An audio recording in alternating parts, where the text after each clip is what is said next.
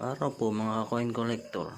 Marami po talaga ang hindi nakakaalam, lalong-lalo na mga baguhan. Dito po sa mundo ng coin collector na meron po talagang barya na matataas ang halaga, mga coin collector.